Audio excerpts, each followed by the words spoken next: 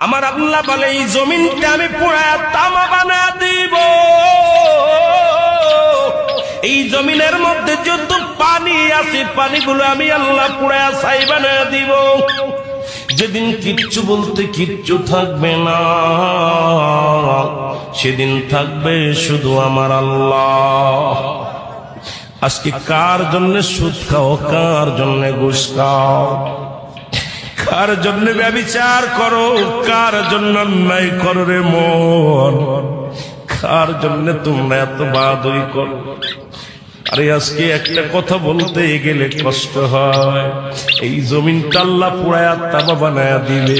এই জমিনের মাটিগুলো পুড়ে হবে তামা।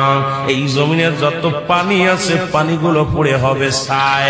এই দুনিয়ার মধ্যে কিচ্ছু যেদিন থাকবে না, ওই তুরস্কের কত বাহাদুর, কত টাকাওয়ালা মিনিটের মধ্যে 30 সেকেন্ডের ভূমিকম্পে পথের ফকির হয়ে গেছে, রাস্তার ভিখারি হয়ে গেছে। আজকে তুমি দুনিয়ার মধ্যে